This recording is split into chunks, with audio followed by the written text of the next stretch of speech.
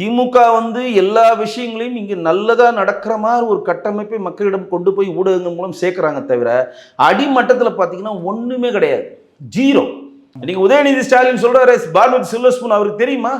ரோட்டில் படுத்திருப்பாரு, அவர் இட்லி கடையை சாப்பிட்ருப்பாரா, தெருவோரம் இருந்து இட்லி கடையில் சாப்பிட்ருப்பாரா, பசிக்கு சாப்பாடு இல்லாமல் எவ்வளோ இருந்திருப்பாரா? நாங்கள் அதை பண்ணுறோம் இதை பண்ணுறோம் அதை எதையுமே கடைசியில் பண்ணல. கடைசியில் என்ன தான் பண்ணீங்க சொல்லுங்கள்? காலங்காலத்தில் சாப்பாடு போடுறேன்றீங்க, சரி போடுறீங்க. தவ புதலுக்கு 1000 ரூபா கொடுக்குறேன்றீங்க, கொடுக்குறீங்க. மகளிர் உரிமத்துக்கு 12,000 கோடி போகுது. இது எல்லாம் வந்து ஒன் டைம் இதுவா? நான் கேட்குறதுலாம் ஒன் டைம் கிடையாதுல்ல, வருடம் நீங்கள் இன்வெஸ்ட் பண்ணணும். இப்போ கலைஞர் உரிமத்துக்கு 12,000 கோடி நீங்கள் வருஷத்துக்கு கொடுக்குறீங்கன்னா 5 வருஷம் இருந்தால் 5 × 12,000 கொடுத்து தானே ஆகணும். கிட்டத்தட்ட எவ்வளோ வருது? 60,000 கோடி வருதா இல்லையா? அது எங்கே போகும்? அப்போ இஎம்ஐ மாதிரி கட்டிட்டு இருக்காங்க தமிழ்நாடு கவர்மெண்ட்டுங்க. தமிழ்நாடு கவர்மெண்ட் தமிழக மக்களுக்கு இஎம்ஐ கட்டுறாங்க. தவ புதலுக்கு 1000 ரூபா, காலையில் இஎம்ஐ கட்டுறது கிடையாதுங்க.